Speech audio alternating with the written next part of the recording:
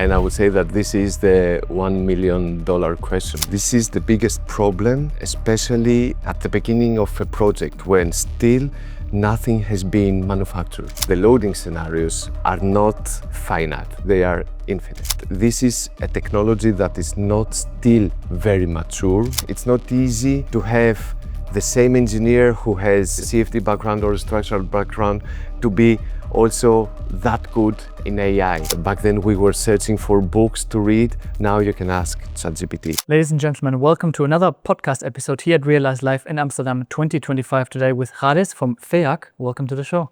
Thanks for having me. Can you give us a short introduction? What are you doing at FEAC and what are you guys working on a day-to-day basis? Right.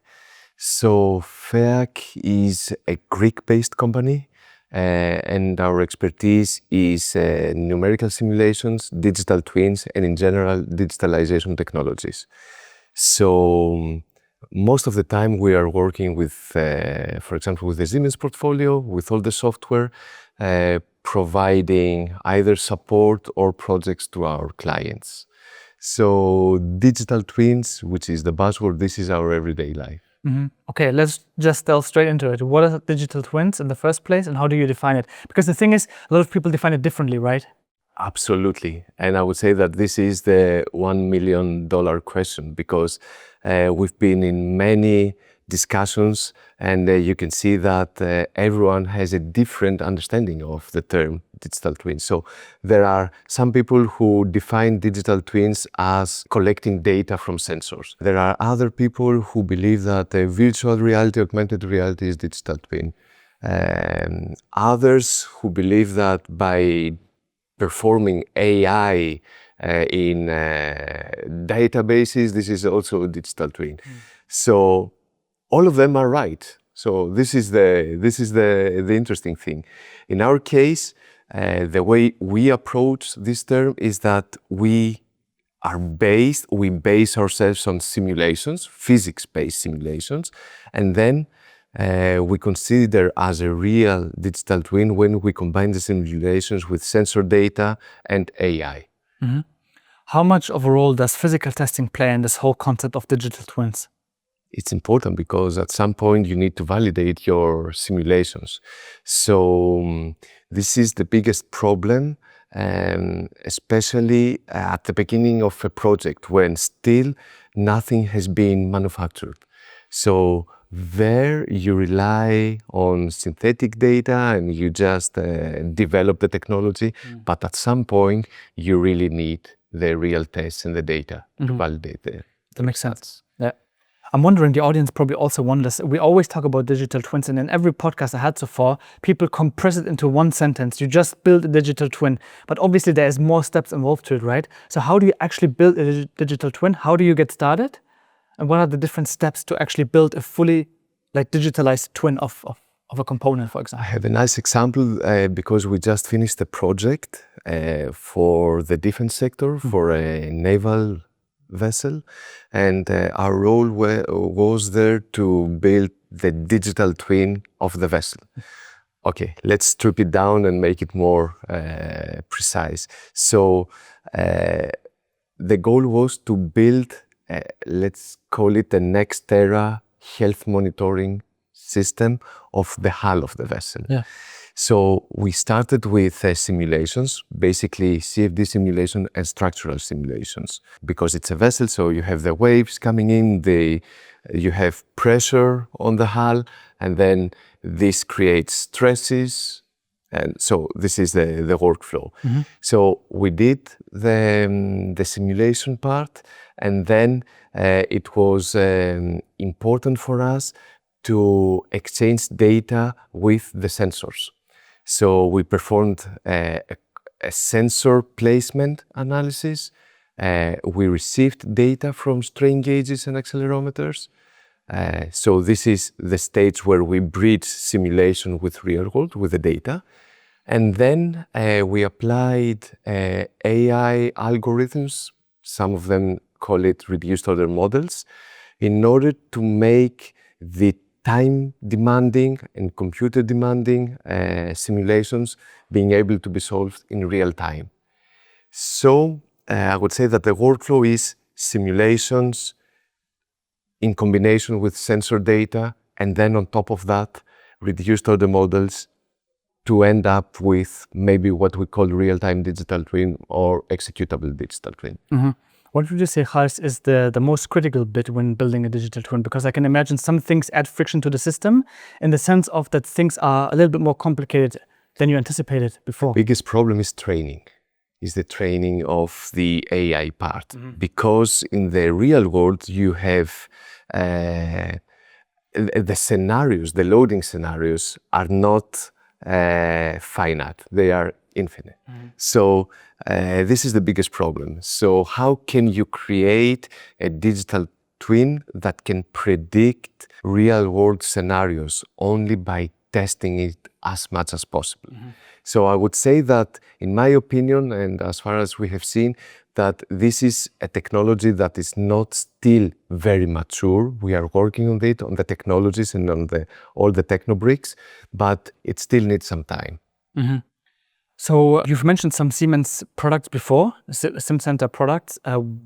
What is your favorite product that you use on a daily basis, if you use it on a daily basis? Personally, it's the NX Simcenter 3D platform.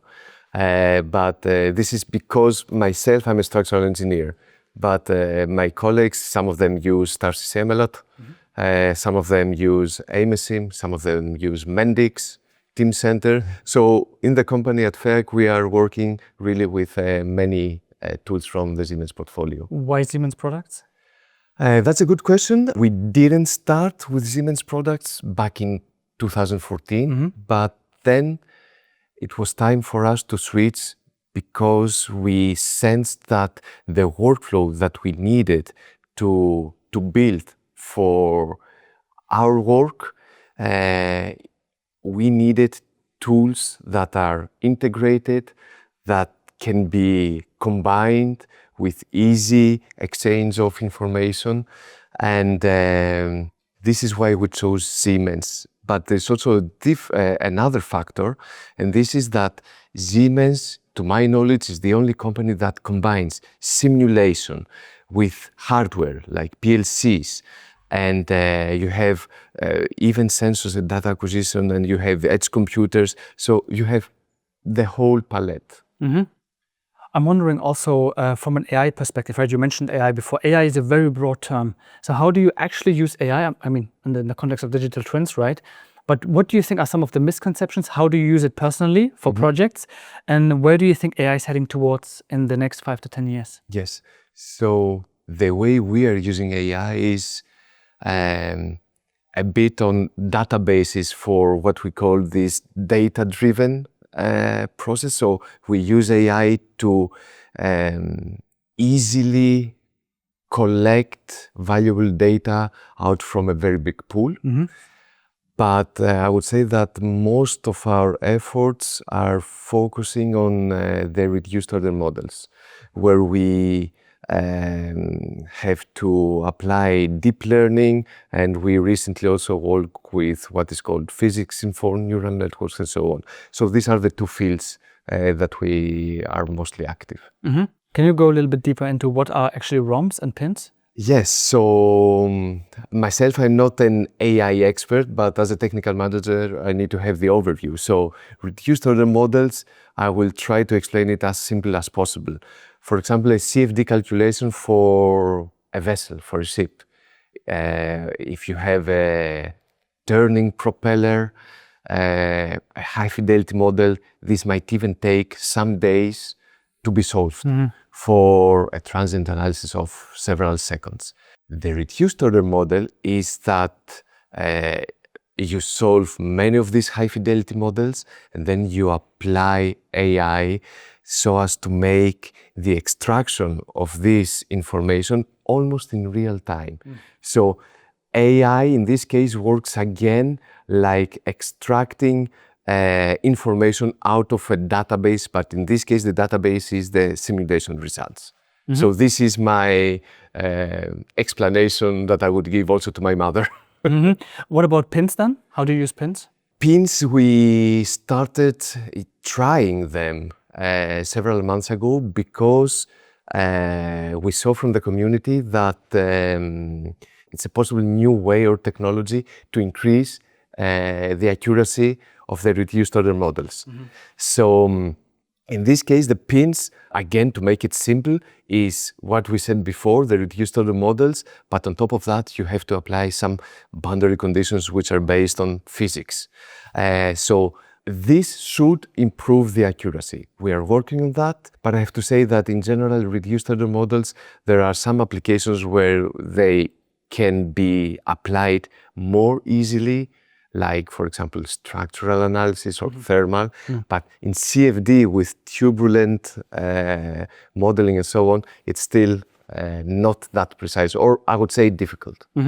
You founded the company around 11 years ago? Yes, 2014. Yeah, 11 years ago, right? I'm wondering, how do you think the job role of the engineer changed in the last 11 years that you've worked in FEA or started building your own company? First of all, I started working with FEA since 2006, if I'm not wrong. And back then, I was working previously at CERN in Switzerland. And I remember 2010, it was still a topic of discussion how to rely on a CAD-centric model to build the simulation. So that was already something really important back then. So things have evolved. Of course, we now have, if you have a look at the Siemens platform, it's a vast platform. So we have 3D simulations, which is at least what we knew back then. But you have nowadays AMSIM, 1D simulation, with it's an amazing tool that requires several seconds for the model to be solved. And you're not losing at the end of the day that much in terms of accuracy. So I believe that the biggest developments or advantages nowadays is that you have tools that are interconnected and you have easy exchange of information and this new hype. But it's not always a hype. It also provides interesting results with AI. But going back to the job role of the engineer, do you feel engineers have to upskill themselves when it comes to AI? How do you do it yourself? Oh, yes. I believe that it's a different persona. It's not easy to have the same engineer who has, for example, a CFD background or a structural background to be also that good in AI. In my opinion, and at least as I see the university degrees and how students coming from universities to us, is that yes, they have the engineering background and then they need to do some kind of a master thesis or a PhD on AI because it's a different kind of expertise that is needed. So it might be the case that the same persona has a strong background in CFD and AI. It's not very common. So in our team, we try to distinguish a little bit the workload and the personas. So it's good for some people to focus on specific things and for some others to focus on other things. But it's funny because in our case, we have the main, my colleague who is Yanis, who is working on AI, he's a physicist. So he's not from an engineering background, so more theoretical if you want background, but he's our AI expert. I see. You mentioned you have a background in structural mechanics, right? Yes. A lot of people who are watching this podcast, they want to know how to delve the best into the topic of FEA. How did you do it? Or how would you advise people to do it if you could go back in time? Okay, back then it was even quite difficult to solve 3D models. It required a lot of effort. But I was quite lucky because I was at CERN and I had the possibility to combine simulations with tests from the laboratory. So I was lucky because I could validate my results. So I don't think that this has changed even throughout the years. This is still a must. Yeah. I know that it's not easy and it doesn't make you a better engineer, but it just gives you more confidence in what you are preparing. So what has changed significantly is the exposure to information. nowadays to engineers. First of all, you have ChatGPT. You can ask not everything, but almost, and you can have instant replies. Back then we were searching for books to read. Now you can ask ChatGPT or even the internet, if not ChatGPT.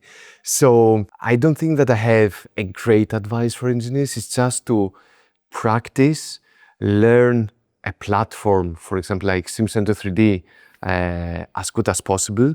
At the end of the days, all these simulation software, they work in a similar way. So it's not like you need to have expertise in a specific software, but it's really the theory and the applied knowledge on FEA. And then doing many, many models and find your tips and tricks to overcome problems. That probably would mean that you also have to fail a lot in the process. Absolutely. You think it's a necessity, right? Yes, it is a necessity, and something that at least I did is that, for example, to deliver a project, I could have solved, let's say, 10 models, but I was solving 30 models just to gain this confidence and to test what-if scenarios, just for me to be prepared if something goes wrong, or if the client asks me, why is that and how would you explain these results? So it takes, of course, failure is an option and you learn a lot. And also in the very beginning, until you gain this confidence, it needs a little bit more effort. Yeah. Walk me through, how does a typical day of Charis look like? Yes, so now I'm holding the position of the technical manager at the company. So I need to watch out for projects are developing. Also on the Siemens partnering side, we support our clients. So we provide them support and training and so on, because we have also a consulting part and the Siemens partners. Also, I have to travel a lot because we participate a lot in consortia for projects, like projects for the European Defense Agency or the European Space Agency, where we have multinational consortia. So it's a lot of traveling, it's a lot of supervising, a lot in trying to stay up to date with the technologies, because nowadays I'm not doing hands-on work with simulation models, but I have to stay up to date with all the developments, because at the end of the day, I need, with my colleagues, of course, we need to discuss a better workflow, for example. So this is a typical day, and it does not last 8 hours. I see. Okay, interesting. Yeah, I can tell. I think what would be very interesting, Charis, is the audience always asks me on LinkedIn, well, how do I get started with FAA? We covered that a little bit, right? But how do you actually pick, because you have a company hiring engineers, by what do you actually look at engineers? Is it like the deep physical knowledge? Is it the expertise? Is it projects they've done in private? What do you actually look for in people? That's a very interesting question. And nowadays I have a completely different view than I thought that I had a decade ago. So typically engineers or an employee believes that I need to have the best degree from the university, I need to have a master's thesis, a PhD thesis, which is, of course, this is fine, and this is very well respected, but there are also other aspects that we look into. First of all, the mentality or the personality of the person. It's not easy to understand that from 1 or 2 interviews, but we try to understand this as much as possible. It has been the case that we chose someone with less, for example, without a PhD or without a master's thesis, but because we believe that he fits better in the team. Also, what I find very interesting is that I don't like that much my colleagues to have walls, meaning that, okay, this is my thing, and I don't care about what problems my colleague is facing. And because we are a team, and we are, at the end of the day, we need to succeed. So each one of us helps each other in order to do so. So even a CFD engineer might say something that a structural engineer might find helpful. So this is important for me. So you see some different topics. It's not always about the degree, and it's not always about prior experience, which is of course important, but there are many more aspects to look at. That was interesting. Did we miss anything, Charilaos, that we I didn't don't talk think about? so. We talked pretty much about everything. If people want to learn more about FEAC, where can they find you? Of course, on our website, which is FEAC, like company.com, on social media, and mostly LinkedIn. And probably due to the various awards that we have nowadays, you might see us in different interviews and websites for aerospace or defense, something like that. Interesting. Thank you so much. Thank you. That was another podcast episode here at Realize Live 2025 in Amsterdam. If you want to have more information about Siemens or Simcenter, make sure to follow all the links in the description. And if you want to follow and subscribe, make sure to do so. And I'll see you in the next episode.